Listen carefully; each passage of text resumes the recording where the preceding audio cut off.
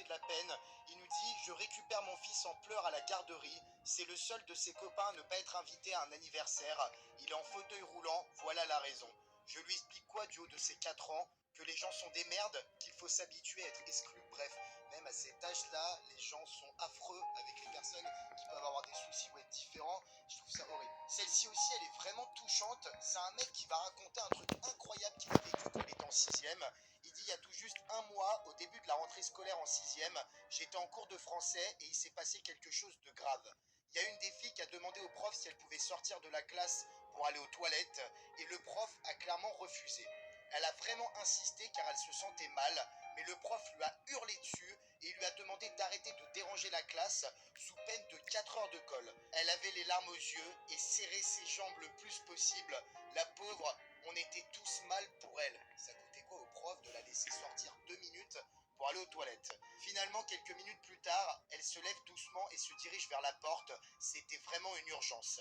Mais le prof, qui devait avoir passé une sale journée, lui crie dessus: tu viens de gagner 2 heures de colle, franchis cette porte et je t'en rajoute 4 de plus. Attends, si elle se lève alors que le prof lui a dit non, c'est qu'elle est vraiment pressée et qu'il y a vraiment une merde là. Perturbée, ne connaissant pas les règles du collège, elle repart s'asseoir en pleurant et elle dit au prof: monsieur, j'ai mes règles, je commence à avoir plein de sang dans le pantalon, c'est ma toute première journée, il faut me laisser y aller, je vous en supplie. Attends, là, ses règles, elle est en train de perdre du sang et de tremper ses fringues. Enfin, je veux dire, là, c'est un problème féminin que je ne connais pas, mais ça justifie amplement qu'elle ait besoin d'aller aux toilettes. Toute la classe était là en mode: mais monsieur, enfin, laissez-la y aller s'il vous plaît, vous pouvez pas la laisser subir ça. Mais le prof, il voulait rien entendre. Il nous a tous demandé de la fermer et il a dit à cette fille de se rasseoir de suite. Quelle merde, franchement. Et c'est une histoire vraie, attention. Il disait que les problèmes des filles ne l'intéressaient pas et qu'on devait continuer le cours. Et c'est là en fait que mon meilleur ami qui était assis à côté de moi, c'est le genre de gars avec une grande gueule et qui a vraiment la main sur le cœur, il s'est levé d'un coup, d'un air très énervé, il a regardé le prof et l'a pointé du doigt. Il lui a dit à haute voix: eh mais vous avez aucune race en fait. Vous avez pas une femme à la maison, une fille, une sœur ou une mère. Vous êtes vraiment un mec sans cœur, sale chien. Avec ou sans permission, elle ira aux toilettes. Wow, il est en sixième. Il a un culot monstre ce gamin quand même. Mais beaucoup de courage aussi parce qu'en voyant sa camarade de classe en train de pleurer, qui a ses règles, c'est la toute première fois qu'elle les a. Elle est en panique, ça se passe en classe devant plein d'autres élèves. Enfin, c'est hyper humiliant quoi. Putain, le choc que toute la classe a eu, un blanc total. Et ensuite, t'as mon pote, hein, donc le meilleur pote, qui s'est avancé vers la fille qui pleurait. Il lui a pris la main et l'a fait sortir de cours comme un héros. Par contre, la suite va vous couper le souffle. Et c'est vraiment la suite qui est horrible, puisqu'il dit que quand ils sont revenus tous les deux en classe, une bonne dizaine de minutes après, le prof, il avait appelé le directeur et la police, what, pour agression verbale envers un supérieur. Ses parents, ils avaient déjà été appelés et il s'est fait exclure définitivement de l'établissement pour avoir seulement voulu aider une jeune fille qui avait ses règles. Attends, exclusion définitive, juste parce qu'il a voulu aider sa camarade de classe, il a contredit et insulté un professeur. Certes, mais je suis désolé, le cas précis en valait la peine, quoi. Alors cette histoire, ça a fait le tour du collège et j'oublierai jamais ce que mon meilleur pote il a fait pour cette fille qu'il connaissait à peine.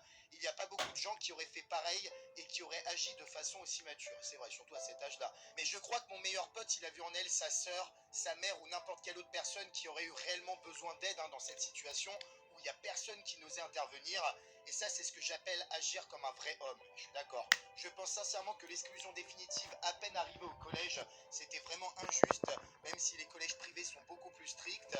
Mais il n'a pas regretté son acte, car ne l'oubliez jamais, avoir des principes et surtout défendre ceux qui en ont besoin, c'est la plus belle affaire qu'une personne puisse faire de nos jours. Et c'est une belle leçon de morale. C'est ouf qu'un gamin de sixième, les premières semaines où il vient d'arriver dans son nouveau collège privé, il a eu envie d'aider une jeune fille de sa classe, il a contredit, insulté son professeur et son prof l'a fait exclure définitivement. C'est ouf parce qu'aucun de ses autres camarades a essayé de l'aider, de témoigner. Tu sais, quand tu grandis, tu fais limite une pétition que tu fais tourner dans tout le collège. C'est parti vraiment trop loin.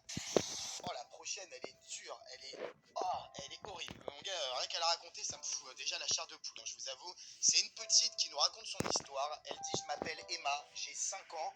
Dans une semaine et 4 jours, j'aurai 6 ans. Aujourd'hui, comme tous les jours, je rentre chez moi. Il paraît que c'est dangereux de rentrer seul chez soi, à seulement 5 ans, mais personne ne vient me chercher à l'école. Alors je fais croire à la maîtresse que ma maman elle m'attend au coin de la rue, et comme chaque jour, il y a encore mes camarades qui m'ont demandé d'où venaient les bleus sur mes bras et mon ventre. Et comme toujours, j'ai fait croire à des chutes de vélo. Je sais que c'est mal de mentir, mais je suis obligé. Vous voyez déjà le truc venir.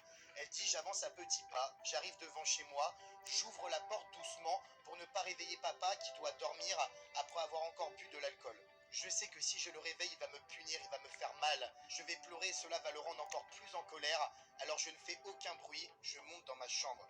Ah, la violence comme ça sur les enfants, je ne comprendrai jamais quoi. Pourquoi faire des gamins si c'est pour les frapper? Je trouve ça officiel.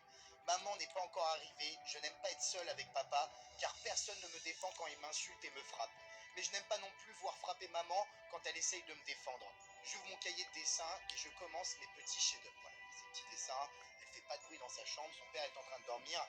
Elle dit quand soudain j'entends la porte de ma chambre s'ouvrir brusquement, papa entre, suivi de maman, il a les yeux rouges de colère et maman le retient par le bras. J'ai très peur, il lève la main très haut et moi toute petite, je me jette par terre en criant. Putain, voilà celle qui va arriver. Je reçois un coup, puis encore un autre qui me coupe le souffle.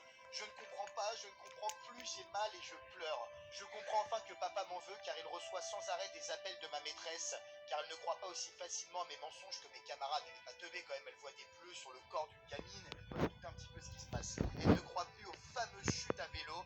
Maman se met à hurler et à pleurer quand elle voit le sang couler de ma lèvre et de mon nez. Elle se jette sur papa qui la frappe à son tour. Je cours me cacher sous mon lit. Papa est encore plus en colère que d'habitude, je ne sais plus quoi faire. C'est une situation horrible qui est déjà arrivée à tellement d'enfants. Et ça se trouve, vous l'avez déjà vécu derrière votre écran. Je trouve ça tellement honteux. Franchement, y a pas d'autre mot quoi. Je vois maman souffrir sur mes yeux, alors je supplie papa d'arrêter. Je prends mon doudou contre moi et je sèche mes larmes sur le tissu si doux. Maman ne bouge pas, je la vois respirer, mais elle ne bouge pas. Ses yeux sont fermés, sa joue enflée par les coups. Je sais qu'il faut que j'aille chercher de l'aide. Je sais, du haut de mes 5 ans, que malgré que ce soit mon père, il n'a pas le droit de faire ça. Il doit être puni. Je traverse la chambre, je cours, je cours, je cours, mais mes jambes sont trop courtes. Papa a compris mon intention, il me jette un regard noir, il m'attrape par le bras et me jette par terre. Putain, même pas 6 ans quoi. Il me secoue en hurlant des insultes que je n'entends même plus. Il me secoue en me serrant fort, trop fort. Je me sens si faible, je n'arrive plus à bouger entre ses mains si puissantes. Il me laisse tomber comme si je n'étais rien à ses yeux. Il me donne des coups si forts que la douleur, je ne la ressens plus. Atroce, j'entends juste des bruits, puis je commence à voir flou. Je ne comprends pas, je n'entends plus rien. Je vois encore les lèvres de papa bouger et sa main se lever, mais je ne sens pas le coup que je viens de recevoir.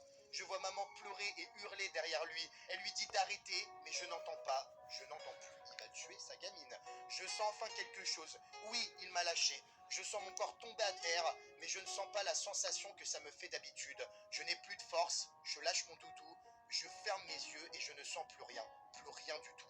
Papa m'a tué, il m'a brisé les os à force de me secouer et de me frapper. Je le revois secouer mon corps immobile en me disant d'arrêter mon cinéma, en me disant de me réveiller, et j'entends encore la voix de ma mère hurler « Tu vas la tuer, arrête !» Et puis après elle criait mon prénom, mais je n'arrivais pas à lui répondre, je n'arrivais plus à ouvrir mes yeux. Ensuite je n'ai plus rien entendu, parfois le son revenait, mais ensuite je n'entendais plus rien. C'est comme si mon corps ne répondait plus. Je m'appelle Emma, j'ai 5 ans, dans 1 semaine et 4 jours j'aurai eu 6 ans, mais je ne les aurais jamais eus car papa m'a tué. Wow, putain, je suis putain sa mère. Ouf, putain, elle est hyper touchante cette histoire et c'est ouf parce que